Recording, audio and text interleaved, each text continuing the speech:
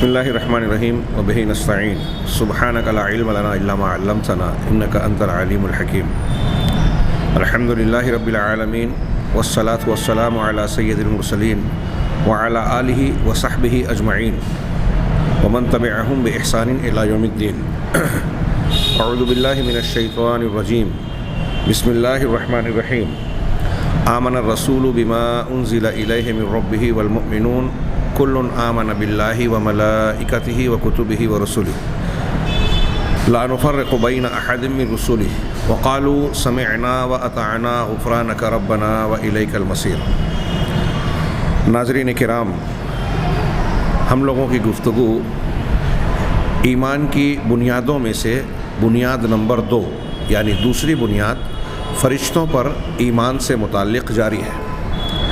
اس سے پہلے کے درس میں ہم نے فرشتوں سے متعلق 2 بدعقیدگیوں کا رد پڑھا تھا، سنا تھا کہ ان کو اللہ تبارک و تعالیٰ کا جز یا بیٹا یا بیٹی ماننا، اس کا قرآن و حدیث میں کئی انداز میں رد کیا گیا اور عقلی طور پر نقلی طور پر یہ چیز غلط ثابت ہو جاتی ہے کہ اللہ تبارک و تعالیٰ کی ذات اولاد سے، بیٹا بنانے سے یا کسی بھی قسم کے ہمسر اور نظیر سے پاک، صاف اور بلند ہے۔ اس کی ذات واحد، احد، فرد، صمد ہے، تنہا ہے، اکیلی ہے، اس کے مثل کوئی نہیں۔ علاوہ ازیں ہم نے گزشتہ دروس میں فرشتوں سے متعلق کئی باتیں جانی، ان کی اصل، ان کی بعض صفات، انفرادی صفات، اجتماعی صفات کہ وہ مختلف شکلیں اختیار کر سکتے ہیں، نورانی مخلوق ہیں، غلاظ شداد، جسمانی اعتبار سے بھی قوی، اور بعض فرشتوں کو جیسے جو جہنم پر ہیں اللہ تبارک و تعالیٰ نے ان کے دل میں سختی ڈال دی، ان کے اندر نرمی نہیں ہے کہ وہ عذاب کو دیکھ کر مروت میں اور نرمی میں آ جائیں۔ وہ حسن منظر اور خوبصورت ہوتے ہیں اور پھر مختلف شکلیں حسب منشا، اللہ تبارک و تعالیٰ کی منشے اور اس کے فیصلے کے مطابق جہاں جیسا تقاضا ہو شکل و صورت اختیار کر سکتے ہیں، اور اس طرح کی دوسری کچھ صفات۔ اب آگے اس سلسلے کی بعض مزید تفصیلات ہم جانیں گے۔ سامعین، ایک بات یہاں میں ذکر کروں کہ جو کچھ ہم نے پڑھا اور ابھی جو کچھ باقی ہے، اس کو دیکھتے ہوئے آپ یہ بات سمجھ سکتے ہیں، اچھی طرح اندازہ لگا سکتے ہیں کہ قرآن و حدیث میں فرشتوں سے متعلق بیانات بھرے پڑے ہیں۔ اللہ تبارک و تعالیٰ نے جا بجا فرشتوں کا، ان میں سے بعض کے ناموں کا، بعض صفات کا، بعض اعمال کا، وظائف کا، اور ان سے متعلق کئی چیزوں کا تذکرہ کیا۔ ان تذکروں سے فرشتوں کے متعلق ایمان کی اہمیت و افادیت معلوم ہوتی ہے، اور یہ پتہ چلتا ہے کہ ایک بندہ مومن کو اپنے ایمان میں فرشتوں سے متعلق ایمان نہ رکھنے یا قرآن و حدیث کے بیانات کو ٹال دینے کی کوئی گنجائش نہیں ہے۔ اسے اچھی طرح ذہن نشین رکھنا چاہیے، اور ہم ان دروس کے سلسلے میں کے آخر میں یہ بھی جانیں گے کہ اس ایمان کا ہم پر کیا کیا فائدہ ہوتا ہے، بعض فوائد کو بھی انشاءاللہ جانیں گے۔ یہاں فرشتوں کے اگلے درس میں، اس درس میں ہم جانیں گے کہ فرشتوں کے وظائف کیا ہیں۔ وظائف، وظیفہ یعنی کام، ان کی ڈیوٹیز۔ عمومی طور سے کچھ ایسے کام ہیں جو تمام فرشتوں میں بٹے ہوئے ہیں یا تمام فرشتے عمومی سطح پر انجام دیتے ہیں۔ ایسے عمومی کاموں کو اہل علم نے 2 قسموں میں بانٹا ہے بنیادی طور سے۔ وہ کیا ہے؟ نمبر 1، القیام علی عبادت اللہ، اللہ کی عبادت کو انجام دینا۔ تمام فرشتے جتنے بھی ہیں، اللہ تبارک و تعالیٰ نے ان میں سے بعض گروہوں کو یا فرشتوں میں سے بعض افراد کو کچھ خصوصی کام بھی اگر دیا ہو، دوسرے کام بھی پر بھی مامور کیا ہو، تو وہ اپنا مقررہ کام کرنے کے ساتھ ساتھ اپنے خاص مقام پر رہنے کے ساتھ ساتھ سارے فرشتے اللہ تبارک و تعالیٰ کی عبادت کرتے ہیں، بلکہ کرتے رہتے ہیں۔ ابھی ہم آگے اس کی تفصیل جانیں گے۔ دوسرے نمبر پر فرشتوں کا وظیفہ یا ان کا کام جو ہے کہ اللہ تعالیٰ کے حکم سے کائنات کے تمام شؤون کی نگرانی کرنا، ان کی تدبیر کرنا۔ یہ بعض اعتبار سے اس کا جاننا تھوڑا سا اہم ہے۔ ہم جب یہ کام پڑھیں گے ابھی تو وہاں تھوڑی تفصیل جانیں گے کہ دنیا کے مختلف مذاہب کے ماننے والے، ان کے یہاں فرشتوں پر ایمان سے متعلق جو تعلیمات پہنچی، اس سلسلے میں وہ منحرف ہو گئے، بگڑ گئے، ان کا عقیدہ انحراف کا شکار ہو گیا، اور انہوں نے فرشتوں کو جو اللہ کی مخلوق ہے، اللہ کے احکامات کے پابند ہیں، اللہ کے احکامات کی تنفیذ کرنے والے ہیں، نافذ کرنے والے ہیں، انہی کے اندر الوہیت اور ربوبیت کی کچھ صفات کو مان لیا، اس کے نہ سمجھنے کی بنیاد پر۔ فی الحال ہم آگے بڑھتے ہیں کہ یہ دو بنیادی کام تمام فرشتوں کے ہیں کہ ایک تو اللہ کی عبادت کرتے رہنا، دوسرے اللہ کے حکم کے مطابق کائنات کے مختلف معاملات کو انجام دینا۔ پہلا اللہ تبارک و اللہ عز و جل کی عبادت کا انجام دینا۔ اس پر بعض دلیلیں ہم دیکھیں گے، یہ بعض دلیلیں ہیں، پوری نہیں ہیں، اس کے علاوہ بھی دلیلیں پیش کی جا سکتی ہیں۔ اللہ تبارک و تعالیٰ کا ارشاد ہے والصافات صفا۔ جمہور مفسرین اور اہل علم اس کی یہی تفسیر کرتے ہیں، قسم ہے صف باندھنے والے فرشتوں کی، صف باندھنے والے فرشتوں کی۔ صحیح مسلم کی وہ حدیث اس سے پہلے بھی گزری کہ اللہ کے نبی صلی اللہ علیہ وسلم نے ارشاد فرمایا کہ کیا تم اس طرح صف بندی کیوں نہیں کرتے، صف بستہ کیوں نہیں کھڑے ہوتے جیسے فرشتے صف بندی کرتے ہیں؟ تو صحابہ نے پوچھا کہ فرشتے اپنے پروردگار کے پاس کس طرح صف بستہ کھڑے ہوتے ہیں، کس طرح صف بندی کرتے ہیں؟ تو اللہ کے نبی صلی اللہ علیہ وسلم نے فرمایا یتممون الصفوف الاولی، کہ اگلی صفوں کو مکمل کرتے ہیں۔ پہلے ایک صف بن رہی ہے تو وہ صف پوری ہو جائے، پھر اس کے بعد دوسری صف بنائی جائے، وہ پوری ہو جانے کے بعد تیسری بنائی جائے، تو اگلی صفوں کو مکمل کرتے ہیں۔ وَيَتَرَاصَّوْنَ، اور آپس میں بالکل مل کر، رسا یا تراسا ایک دوسرے سے چمٹنا، جڑ جانا، تو ایک دم ایک دوسرے سے گتھ کر، مل کر، جیسے رساس ہی کہتے ہیں شیشے کو، قلعی کو، شیشہ پلائی ہوئی دیوار جسے کہتے ہیں، بالکل مضبوط دیوار، تو مضبوطی سے مل کر کھڑے ہوتے ہیں فرشتے۔ یہ ان کی صف بندی کا طریقہ ہے۔ اور یہاں قرآن کی اس آیت میں اللہ تبارک و تعالیٰ نے فرشتوں کی صف بندی اور ان کی صف میں کھڑے ہونے کا تذکرہ کیا، والصافات صفا، اس کی قسم دی کہ قسم ہے صف بنانے والے فرشتوں کی۔ میں نے اس سے پہلے کے درس میں ایک تھوڑی سی وضاحت یہ بھی کی تھی جو علامہ ابن ابی العز، علامہ ابن قیم وغیرہ نے کی، کہ یہاں صافات جمع مؤنث کا جو صیغہ آیا تو اس لیے نہیں کہ فرشتے مؤنث ہیں، اس لیے کہ یہاں صافات طوائف کے معنی میں ہے، یعنی گروہ، صف بنانے والے فرشتوں کے مختلف گروہ ہیں، تو گروہوں کا اعتبار کر کے، طائفہ کے لفظ کا اعتبار کر کے اس کو جمع مؤنث کا صیغہ لایا گیا ہے۔ یعنی وہ فرشتے جو اپنے پروردگار کے سامنے عبادت کرتے ہوئے صف بندی کرتے ہیں، صف بستہ کھڑے ہوتے ہیں، اس آیت سے معلوم ہوا۔ اسی طرح اللہ تبارک و تعالیٰ نے ارشاد فرمایا فالتالیات ذکرا، کہ پھر قرآن کی تلاوت کرنے والوں کی، پھر قرآن کی تلاوت کرنے والوں کی قسم۔ اس سے مقصود وہ فرشتے ہیں جو اللہ تبارک و تعالیٰ کے کلام کی تلاوت کرتے ہیں، یا ذکر کی تلاوت کرنے سے مراد اللہ تبارک و تعالیٰ کا عمومی ذکر اگر مانا لیا جائے تو تسبیح ہے، اللہ کی تقدیس اور پاکی بیان کرنا ہے، اس کی حمد و ثنا بیان کرنا ہے، جیسا کہ اللہ تبارک و تعالیٰ نے فرمایا وَنَحْنُ، یعنی خود فرشتوں کی زبانی ان کا قول نقل کیا سورہ بقرہ میں کہ وَنَحْنُ نُسَبِّحُ بِحَمْدِكَ وَنُقَدِّسُ لَكَ، کہ پروردگار ہم تیری تعریف اور حمد کے ساتھ تیری تسبیح بیان کرتے ہیں اور تیری تقدیس کرتے ہیں، تو اس کو پاک صاف بیان کرتے ہیں۔ اسی طرح اللہ تبارک و تعالیٰ نے انہی سے حکایتاً نقل کیا وَإِنَّا لَنَحْنُ الصَّافُونَ، کہ ہم ہی ہیں جو صف بنا کر صف بصف یا صف بندی کے ساتھ کھڑے ہونے والے ہیں۔ وَإِنَّا لَنَحْنُ الْمُسَبِّحُونَ، فرشتوں نے کہا ہے، سورہ صافات کی آیتیں ہیں کہ ہم ہی تیری تسبیح اور پاکی بیان کرنے والے ہیں۔ اسی طرح ترمذی کی مشہور حدیث ہے جو اس سے پہلے بھی گزر چکی کہ اللہ کے رسول صلی اللہ علیہ وسلم نے فرمایا اطت السماء وحق لها ان تئت، آسمان چرچرا اٹھا، چرچرا رہا ہے، اور اس کا حق ہے کہ وہ چرچرائے، جیسے چارپائی کسی کے بیٹھنے یا بوجھ کی وجہ سے آواز کرتی ہے، اسی کو چرچرانا یا عتیت کہتے ہیں۔ تو آسمان کی چرچراہٹ کی وجہ کیا ہے کہ لیس فیہا موضع قدم الا وعلیہ ملک قائم او راکع او ساجد، کہ اس میں ایک قدم کی بھی جگہ نہیں ہے، دوسری حدیثوں میں 4 انگلیوں کا ذکر ہے، ایک قدم کی بھی جگہ نہیں ہے، مگر اس جگہ میں کوئی فرشتہ ہے جو قیام کیے ہوئے ہے، یعنی قیام کی حالت میں اللہ کی عبادت کر رہا ہے، یا راکعون یا رکوع کی حالت میں ہے، یا سجدے کی حالت میں ہے۔ قیام رکوع اور سجدہ کیے ہوئے کوئی نہ کوئی فرشتہ پورے آسمان میں موجود ہے. ہاں وقالت الملائکہ، اور اسی طریقے سے فرشتوں نے کہا وَإِنَّا لَنَحْنُ الصَّافِعُونَ وَإِنَّا لَنَحْنُ الْمُسَبِّحُونَ، جیسا کہ آیت گزری. اور اللہ تعالیٰ کا یہ بھی ارشاد ہے إِنَّ الَّذِينَ عِندَ رَبِّكَ لَا يَسْتَكْبِرُونَ عَنْ عِبَادَتِهِ وَيُسَبِّحُونَ وَلَهُ يَسْجُدُونَ، کہ جو لوگ تمہارے پروردگار کے پاس ہیں، یعنی فرشتے، وہ اللہ تبارک و تعالیٰ کی عبادت سے، اللہ کی عبادت سے استکبار نہیں کرتے، اکڑتے نہیں، اور ساتھ ہی ساتھ اس کی تسبیح بیان کرتے رہتے ہیں. اللہ کی پاکی بیان کرنے میں ان کی زبانیں چلتی رہتی ہے. وَلَهُ يَسْجُدُونَ، اور وہ اللہ کے سامنے سجدہ ریز ہوتے ہیں.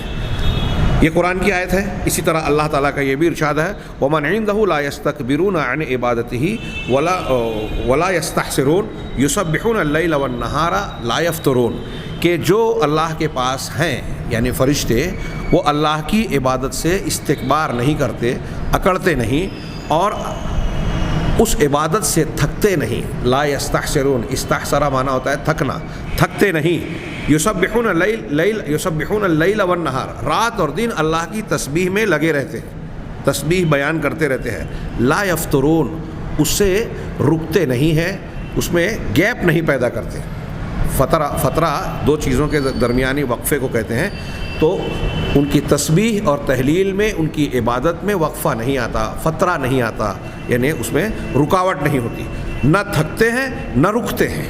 ہاں اب اس میں ان عبادات میں اللہ فرشتوں کی عبادات کی مختلف حیت اور شکلیں ہوتی ہیں، مختلف شکلوں میں عبادت کرتے ہیں.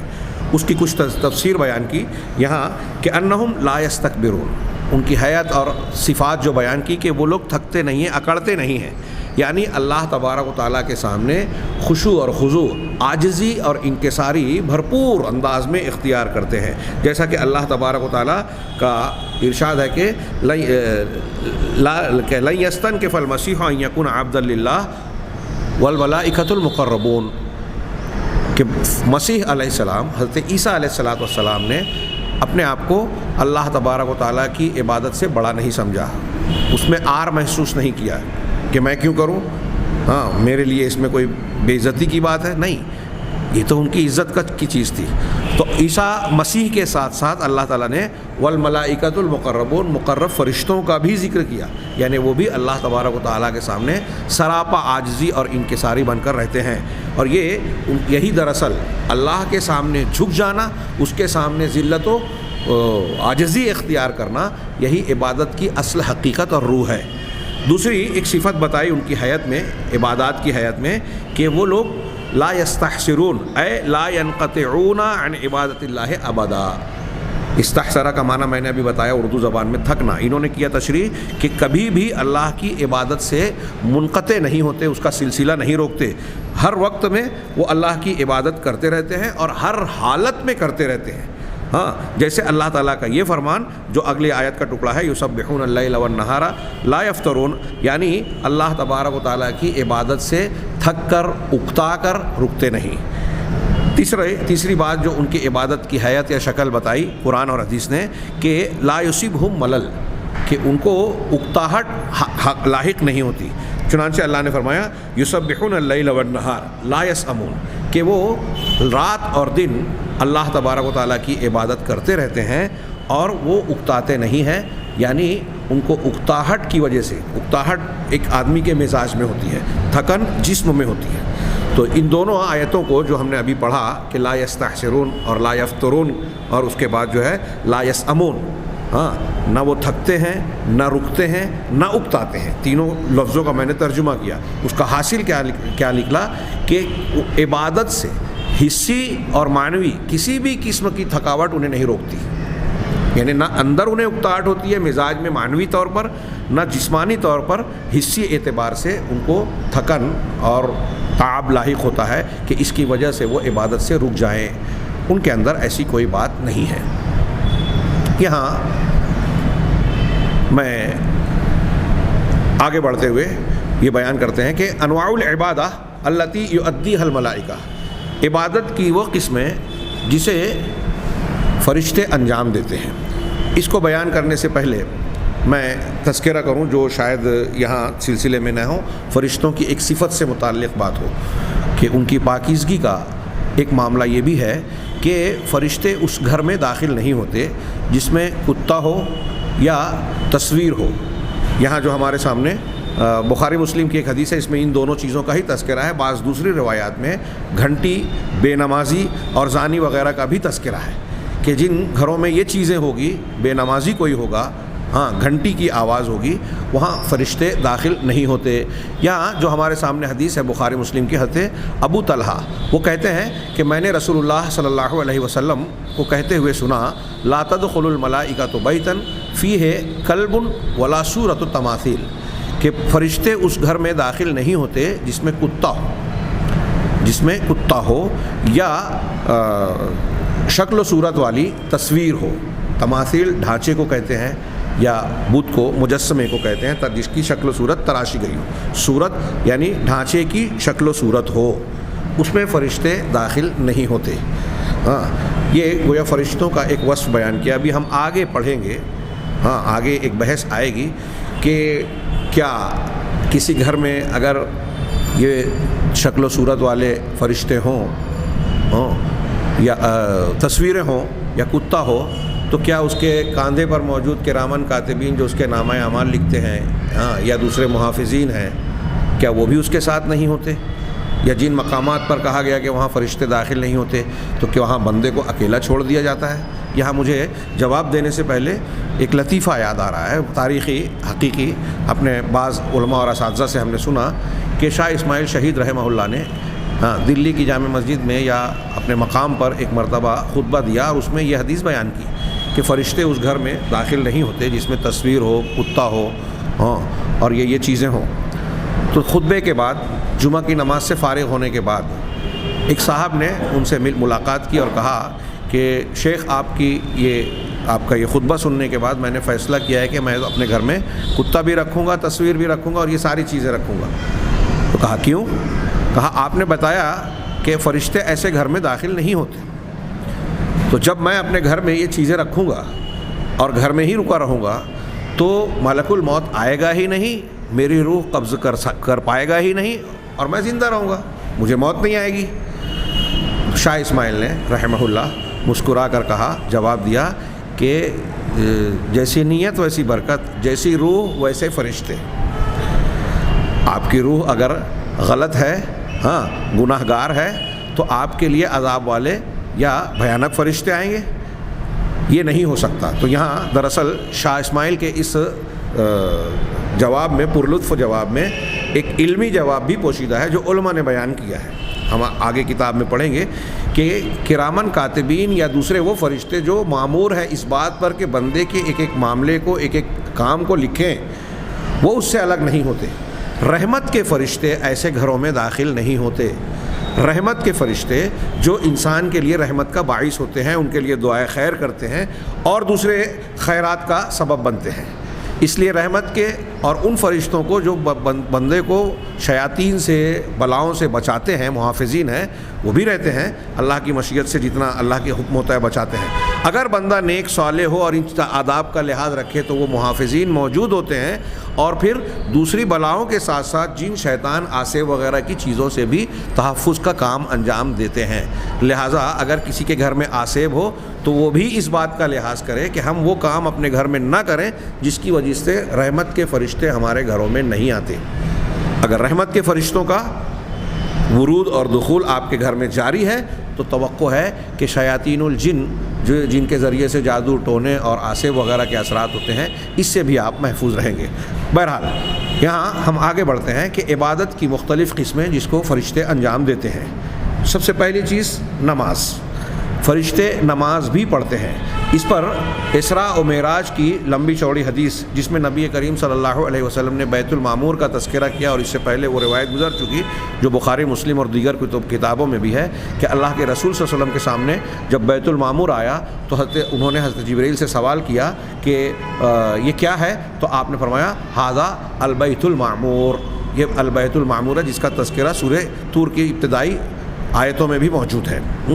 قبلے دنیا میں جو کعبۃ المکرمہ ہے، کعبہ شریف اس کی سیدھ میں محاذات میں آسمان میں فرشتوں کا قبلہ. ہاں اس کے بیان میں حضرت جبریل نے کہا کہ اس میں ہر روز 70,000 فرشتے نماز پڑھتے ہیں. یصلون کا لفظ ہے. ہاں عبادت کرتے ہیں اس میں داخل ہو کر. ہاں تسبیح و تحمید تو ہر جگہ ہر موقع پر کرتے رہتے ہیں. بطور خاص گویا عبادت کے لیے اس میں داخل ہوتے ہیں 70,000 فرشتے. اور پھر ان کی دوبارہ جب وہاں سے وہ نکلتے ہیں تو دوسری ان کی دوبارہ باری نہیں آتی فرشتوں کی تعداد کے سلسلے میں. ہم نے یہ حدیث پڑھی تھی. اسی طرح فرشتوں کا یہ وصف حدیثوں میں بھی آیا ہے. جیسا کہ ابھی ہم نے حدیث سنی کہ الا تصفون کما تصف الملائکۃ عند ربها. تم اس طرح صف بندی کیوں نہیں کرتے, صف بستہ کیوں نہیں کھڑے ہوتے جیسے فرشتے اپنے پروردگار کے پاس صف بندی کرتے ہیں. لوگوں نے پوچھا کہ فرشتے اپنے پروردگار کے پاس کیسے صف بندی کرتے ہیں؟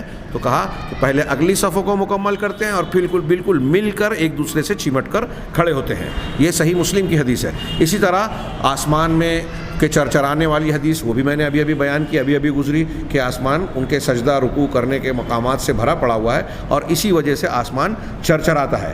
یہ حدیثیں اور دلیلیں دلالت کرتی ہے کہ حدیث میں جو ہیئت بیان کی گئی ہے کہ فرشتے اس طریقے سے عبادت کرتے ہیں, یعنی وہ بھی رکوع کرتے ہیں, سجدہ کرتے ہیں, قیام کرتے ہیں, ہاں بیت المعمور میں داخل ہوتے ہیں, ہاں تسبیح کرتے ہیں, تحمید کرتے ہیں. یہ چیزیں گویا ان حدیثوں سے ان دلیلوں سے پتہ چلی. اور ان کے نماز کی حیت بھی گویا کہ نماز پڑھتے ہیں تو صف بندی کرتے ہیں, رکوع سجدہ کرتے ہیں.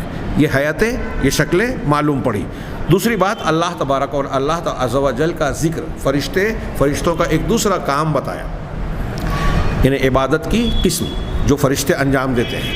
ایک قسم ہے اللہ عز و جل کا ذکر, ہاں, اور یہ ہے ان جملوں اور باتوں کی تلاوت جس میں اللہ عز و جل کی تعظیم, اس کی تسبیح اور پاکی بیان کی گئی ہے. جیسے سبحان اللہ والحمد للہ ولا الہ الا اللہ واللہ اکبر. اس قسم کے کلمات فرشتے مسلسل اپنی زبان سے انجام دیتے رہتے ہیں. یہاں مجھے اگلی دلیل پڑھنے سے پہلے ایک حدیث یاد آ رہی ہے کہ اللہ کے رسول صلی اللہ علیہ وسلم نے فرمایا کہ جنتیوں کے مختلف خوبیاں اور انعامات کا ذکر کرتے ہوئے اللہ کے رسول نے فرمایا کہ جنتی جنت میں اس طرح اللہ کی حمد کے ساتھ اس کی تسبیح بیان کریں گے, سبحان اللہ الحمدللہ یا سبحان اللہ و بحمدہ کہیں گے, جس طرح دنیا میں آدمی غیر ارادی طور پر سانس لیتا ہے.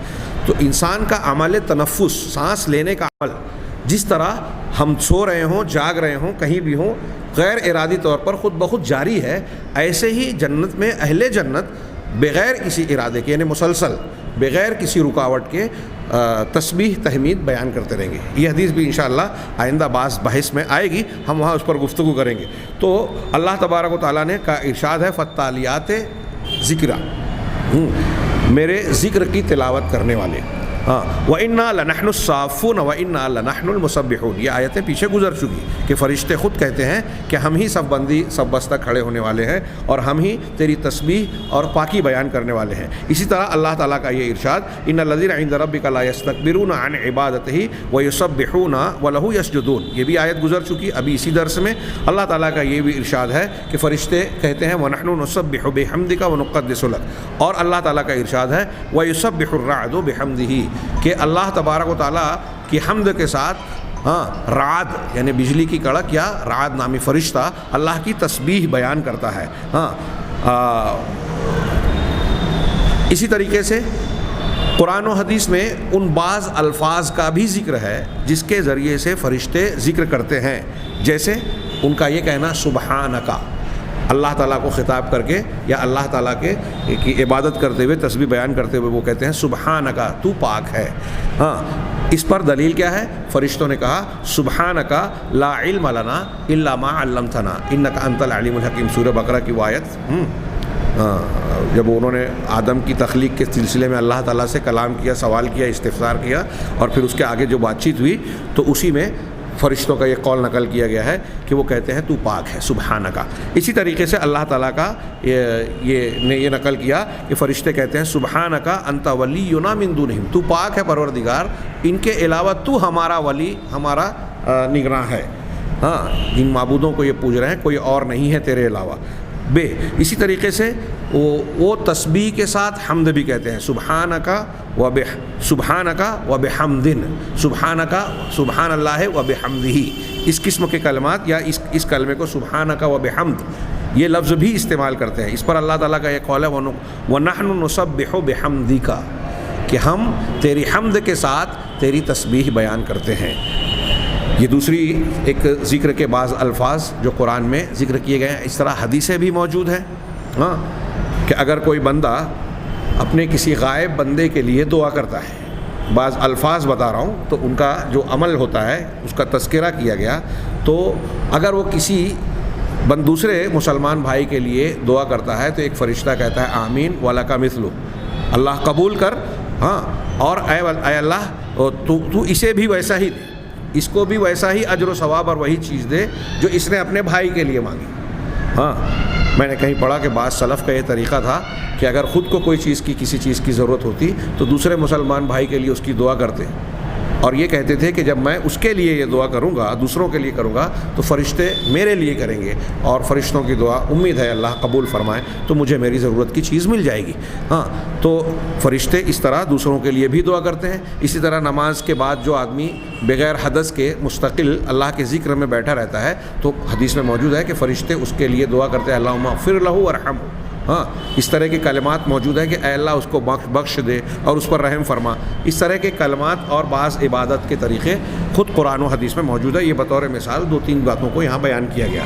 तीसरी इबादत की तीसरी किस्म जो फ़रिश्ते अंजाम देते हैं, अल खौफ वल खशिया, अल्लाह तबारक व तआला का खौफ और उसकी खशियत। खौफ और खशियत में थोड़ा सा फ़र्क किया जाता है, जो इससे पहले मैं बयान कर चुका हूँ कि जिसके अंदर आजिज़ी हाँ वग़ैरह हो उसमें उसको खशियत कहते हैं। हाँ, तो खौफ और खशियत ज़ाहिरी और बातनी तौर पे अल्लाह तबारक व तआला से डरना। हाँ, अल्लाह तबारक व तआला से डरने वाली जो कैफियत होती है ताज़ीम के साथ, खौफ सिर जो होता है वो अल्लाह की इबादत है जिसका ताल्लुक़ दिल से है, बातिन से है। चुनांचे अल्लाह ताला ने फ़रिश्तों के बारे में ज़िक्र किया, वहुम मिन खशियतिही मुशफ़िक़ून, वहुम मिन खशियतिही मुशफ़िक़ून, फ़रिश्ते अल्लाह की खशियत से, अल्लाह के डर से लर्ज़ा बरंदाम होते हैं, डरते रहते हैं, लर्ज़ा रहते हैं, लर्ज़ा रहते हैं। इसी तरह हज़रत अब्दुल्लाह इब्न मसूद रज़ी अल्लाह तआला अन्हु की एक हदीस है जिसमें ये जुमला है, इससे पहले ये हदीस भी गुजर चुकी कि इज़ा तकल्लमल्लाहु बिलवही समिअ अहलुस समावात सलसलतन कजर्रिस सिलसिलत अला सफ़ात फ़युसअकून।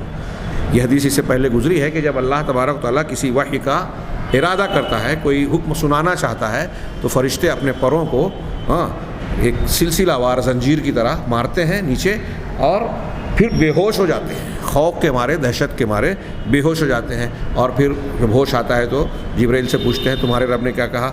तो ये कौन लोग मुराद हैं? यानी फ़रिश्ते। अहलुस समावात यहाँ कहा गया, अहलुस समावात यानी आसमानों में बसने वाले, आसमानों के लोग। तो आसमानों के लोग कौन हैं? फ़रिश्ते। यानी अल्लाह तबारक व तआला की खशियत की वजह से उनकी ये कैफियत होती है और ये खौफ की इंतहाई गोया वाज़ेह और कामिल शक्ल होती है। इसी तरह एक हदीस जो कि दर्जा एहतिजाज, हुज्जत के दर्जे को पहुँचती है, उसमें है कि नबी करीम सल्लल्लाहु अलैहि वसल्लम ने जिब्रील अलैहिस्सलातु वस्सलाम को देखा कल हिल्सिल बाली मिन खशियतिल्लाह, अल्लाह के खौफ से। ये हिल्स कहते हैं टाट को, जिस पर बैठा जाए, या कोई बोसीदा कपड़ा पुराना कजावे वगैरह पे, जैसे जीन वगैरह जो रखी जाती है जानवर पे, उसके नीचे एक कपड़ा रखा जाता है, या कोई कीमती फ़र्श बिछाया जाता है, कालीन वगैरह, तो उस कालीन का निचला हिस्सा भी ख़राब ना हो जाए, उससे बचाने के लिए नीचे एक हल्के किस्म का कपड़ा डाला जाता है, उसके ऊपर आला किस्म का फ़र्श बिछाया जाता है। तो जो नीचे वाला वो कपड़ा होता है, या जीन के नीचे वाला, या आदमी जिस पर मुसलसल बैठता है, कोई कपड़ा पुराना हो जाए, हल्का या कमज़ोर किस्म का, उस कपड़े को अरबी में हिल्स या हलस कहते हैं। तो कहा कि अल हलसुल बाली, टाट वो भी पुराना। तो जिब्रील को ऐसी शक्ल में देखा कि वो पुराने टाट के मानिंद हो गए। हाँ, मिन खशियतिल्लाह, अल्लाह तबारक व तआला के खशियत की वजह से, यानी अल्लाह के सामने ऐसा डर और खौफ उन पर तारी था कि वो पुराने कपड़े की तरह हो गए। इसी तरह फ़रिश्तों की एक सिफ़त जो कुरान और हदीस से, या उनकी इबादत की, अल्लाह के हुक्म की तामील की एक कैफियत जो हमें और आपको मालूम होती है कुरान और हदीस से, वो है अल जिहाद व नुसरतुल मुमिनीन, जिहाद करना। ہاں اللہ کے دشمنوں کو مارنا، ان کا مقابلہ کرنا، یا یوں ساتھ ساتھ مسلمانوں کی نصرت و مدد کرنا. جیسے سورہ انفال جو کہ غزوہ بدر کے تناظر میں نازل کی گئی اور اس کا بیشتر حصہ غزوہ بدر سے متعلق واقعات اور اس سے معاملات اور اس سے متعلق ہدایات پر مشتمل ہے. ہاں اس سلسلے میں اس میں اللہ تعالیٰ نے ارشاد فرمایا استستغیثون ربکم فاستجاب لکم انی ممدکم بألف من الملائکۃ مردفین، کہ جب تم اپنے پروردگار سے فریاد طلب کر رہے تھے. جمع کا صیغہ ہے، سارے صحابہ دعا کر رہے تھے، لیکن بطور خاص جناب محمد رسول اللہ صلی اللہ علیہ وسلم کے لیے میدان بدر میں جو عریش چھپر بنایا گیا تھا اور اس چھپر میں آپ رات بھر عبادت کرتے رہے. ہاں مشہور دعا جو مانگی کہ اے اللہ میں تجھے تیرے وعدے کا حوالہ دیتا ہوں، اگر یہ جماعت آج ہلاک ہو گئی تو انتہلک هذه العصابہ لا تعبد فی الارض ابدا، یہ جماعت اگر ہلاک ہو گئی تو اس کے بعد تیری عبادت زمین میں نہیں کی جائے گی. ہاں ٹوٹے پھوٹے لوگ ہیں، مسلمان ایسی حالت میں ہیں، ہجرت کر کے یہاں آنے پہ مجبور ہے. مدینہ میں بھی منافقین کی شکل میں مخالفین ہیں، اطراف مدینہ میں یہود اور قذاقین موجود ہیں. اب یہ مشرکین بھی اگر مسلمانوں کو کہ اینٹ سے اینٹ بجا دے، ختم کر دیں، تو مسلمانوں کو کوئی خاطر میں نہیں لائے گا. کوئی نیا آدمی اسلام میں قبول کرنے کے لیے راضی نہیں ہوتا. پرانے مسلمانوں کے دل ٹوٹ جاتے، ان کی حوصلہ شکنی ہو جاتی. جو چاہتا مدینہ پر جب چاہتا حملہ کر سکتا، لوٹ مار مچاتا. یہ پورے پس منظر کو سامنے رکھ کے اللہ کے رسول صلی اللہ علیہ وسلم کے ان الفاظ کا معنی سمجھیے کہ اگر یہ جماعت آج تباہی کا شکار ہو گئی، برباد ہو گئی، تو زمین میں تیری عبادت نہیں ہوگی. گویا یہ پورے پس منظر کو سامنے رکھے تو جملہ سمجھ میں آتا ہے. ہاں تو یہ اللہ تبارک و تعالیٰ سے جو گڑ گڑا کر اللہ کے نبی نے دعا کی. دیکھیے اللہ کے رسول، صحابہ کرام، اہل بدر صحابہ میں دوسرے صحابہ کے مقابلے میں زیادہ فضیلت والے ہیں عشرہ مبشرہ کے بعد. ہاں ان اہل بدر صحابہ کرام کے بارے میں آپ غور کیجئے کہ وہ اللہ تبارک و تعالیٰ سے مدد فریاد مانگ رہے ہیں. ہاں اب آج اگر کوئی شیخ عبد القادر جیلانی سے کہتا ہے المدد یا الغوث، استغاثہ کرتا ہے، تو وہ اللہ کے نبی صلی اللہ علیہ وسلم اور صحابہ کرام سے گویا حضرت عبد القادر جیلانی کو زیادہ طاقت والا سمجھ رہا ہے کہ ان کو جب ضرورت پڑی تو انہوں نے تو اللہ سے مانگا. خود ان کے اندر وہ قوت نہیں ہے کہ دشمنوں کے تعلق سے اپنے آپ پرے کر لے کہ ہم ان کو تہس نہس کر دیں گے. اور آپ اور ہم یا کوئی آدمی یہ کہے، یہ مانے کہ اللہ کے رسول اور صحابہ کرام سے بہت کم درجے کے اولیاء اور صالحین کے اندر اللہ نے یہ قوت دے دی کہ ہماری اور آپ کی مدد کریں گے، ہم ان سے فریاد کریں. جو لوگ ایسا کام کر رہے ہیں یہ اللہ کے ساتھ ظلم یعنی شرک کر رہے ہیں، اور ان کی آنکھیں دل کی بھی اور سر کی دونوں آنکھیں اندھی ہو گئی ہیں کہ قرآن کے اتنے صاف صاف بیانات کو سمجھنے کے لیے تیار نہیں ہیں کہ پروردگار کے سامنے اللہ کے رسول صلی اللہ علیہ وسلم بھی استغاثہ کر رہے ہیں، فریاد کر رہے ہیں. یعنی اللہ کے رسول صلی اللہ علیہ وسلم کو اگر طاقت ہوتی، خود دشمنوں سے نمٹ سکتے تھے، تو اللہ سے دعا نہیں کرتے. آپ کا دعا کرنا یہ توحید کی بڑی شاندار، جاندار، بے مثال اور واضح ترین دلیل ہے. اسے کوئی بے وقوف ہی ہوگا جو نہ سمجھے یا نہ سمجھنا چاہے.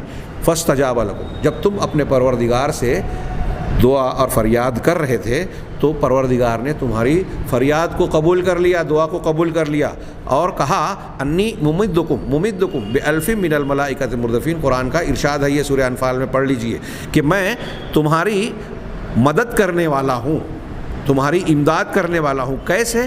بألف من الملائکہ، 1000 فرشتوں سے.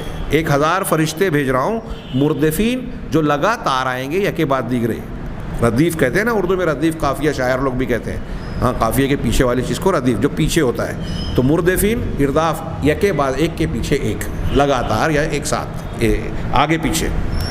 تو 1000 فرشتوں کے ذریعے سے میں تمہاری مدد کرنے والا ہوں. یہاں مردفین کی وضاحت کرتے ہوئے صاحب مذکرہ نے کہا اے بعضہم یاتی بعد الآخر، یعنی بعض فرشتے بعض کے پیچھے آئیں گے، ایک کے پیچھے ایک آئیں گے. اور وقال تعالیٰ، اسی طرح اللہ تبارک و تعالیٰ نے ارشاد فرمایا اذ یوحی ربک الی الملائکۃ انی معکم فثبتوا الذین آمنوا، جب تمہارا پروردگار فرشتوں کو یہ وحی کر رہا تھا کیا؟ کہ میں تمہارے ساتھ ہوں. یعنی اللہ تعالیٰ ذات کے ساتھ نہیں، مدد کے ساتھ، میری مدد تمہارے ساتھ ہے. ہاں میرا تعاون اور امداد تمہارے ساتھ ہے.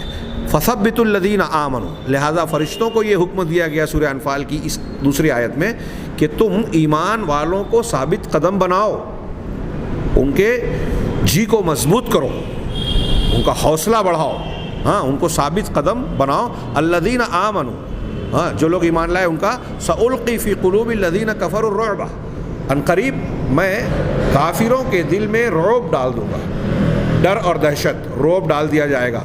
فاضربوا فوق الاعناق واضربوا منہم کل بنان، لہذا تم گردنوں کے اوپر اور ان کے ایک ایک جوڑ کو، بنان کہتے ہیں انگلیوں کے پور یا جوڑوں کو، جو پور ہوتا ہے یا جوڑ ہوتا ہے، اگر انگلیوں کے پور کو پر کاٹ ضرب لگا دی جائے تو یہ ہاتھ جو ہے تلوار بازی یا تیر چلانے کے لائق نہیں رہتا، تلوار چلانے کے لائق نہیں رہتا۔ دیکھیے قرآن کیسی باتیں بتا رہا ہے حکمت کی، کہ اگر یہ بھی ہو سکے جان سے نہ مار سکیں تو ان کے انگلیوں کے پور اور جوڑ اگر کٹ جائیں گے تو وہ تیر چلانے کے اور تلوار چلانے کے لائق نہیں رہیں گے۔ اسی طرح فوق الاعناق، گردن کے اوپر، تو کچھ لوگوں نے کہا کہ گردن پر سے مطلب جو گردن کا اوپر حصہ ہے یہ، یا کچھ لوگوں نے کہا گردن کے اوپر یعنی کھوپڑی کا حصہ، تو یہاں تم مارو۔ اللہ تعالیٰ کسے حکم دے رہا ہے؟ فرشتوں کو، فرشتوں کو کہہ رہا ہے کہ ان کو تم مارو۔ یہاں ایک بات یہ بھی میں وضاحت کر دوں، اس لیے کہ میں نے بعض مفسرین کو پڑھا، مجھے یاد پڑتا ہے کہ مولانا ابوالکلام آزاد نے بھی شاید یہ غلطی کی ہے اپنی تفسیر میں، کہ فرشتوں کا جو نزول ہوا بدر میں یا دوسری جنگوں میں تو یہ مسلمانوں کے اطمینان کے لیے تھا۔ ہاں قرآن نے آگے کہا ہے کہ یہ تمہارے اطمینان کے لیے ہے، خوشخبری کے لیے، تو اسی کو پکڑ کر یہ کہہ دیا کہ صرف یہ اطمینان کے لیے، فرشتوں نے بذات خود جنگ میں حصہ نہیں لیا۔ ہاں تو جو مفسرین یہ کہتے ہیں ان کی یہ بات درست نہیں ہے، کیونکہ ایک تو یہ کہ اس آیت میں دیکھیے اللہ تعالیٰ فرشتوں کو خطاب کر رہا ہے۔ ہاں یوحی کیا ہے؟ از یوحی ربک الی الملائکہ، فرشتوں کی طرف اللہ تمہارا پروردگار وحی کر رہا ہے، اور اس وحی کا حصہ جو اگلے جملے میں ہے وہ کیا ہے کہ فَاضْرِبُوا فَوْقَ الْأَعْنَاقِ وَاضْرِبُوا مِنْهُمْ كُلَّ بَنَانٍ، کہ ان کی گردنوں کے اوپر اور ان کے انگلیوں کے پور کو کاٹ دو، اس پر وار کرو، ضرب لگاؤ۔ تو فرشتوں کو کہا جا رہا ہے مارنے کے لیے۔ اسی طرح کئی حدیثیں غزوہ بدر کے سلسلے میں صحیح ثابت ہے، اس سے مجھے یاد پڑتا ہے کہ صحیح مسلم میں، ہاں صحیح مسلم کی روایت ہے کہ ایک صحابی کسی کافر کے پیچھے دوڑ رہے تھے کہ اچانک ان کو آواز آئی کہ کوئی کہہ رہا ہے اقبل حیزوم، اے حیزوم آگے بڑھو، اور اچانک انہیں ایک کوڑا چلنے کی آواز آئی، اور وہ جو آگے بھاگنے والا کافر تھا وہ چیخ کر کرا کر زمین پر گر پڑا، اور اس کا پورا چہرہ ہرا پڑ گیا، کوڑے کے نشان سے ہرا پڑ گیا۔ جب انہوں نے اللہ کے رسول صلی اللہ علیہ وسلم کو بتایا تو آپ نے فرمایا کہ یہ تیسرے آسمان کی تمہارے لیے مدد تھی، یعنی فرشتے کی طرف سے ایسا ہوا۔ اسی طرح حضرت عباس رضی اللہ تعالیٰ عنہ سے روایت میں بھی یہ مذکور ہے کہ انہوں نے بتایا کہ ایک ایسا آدمی اسی صفت کا، جس کے بال تھے، جس کا ایسا گھوڑا تھا جو اب مجھے نظر نہیں آ رہا ہے، اس نے مجھے پکڑا ہے یا اس نے ایسا کیا ہے۔ تو صحابہ نے جب کہا کہ نہیں میں نے کیا، اللہ کے رسول نے کہا کہ وہ آسمانی فرشتے تھے۔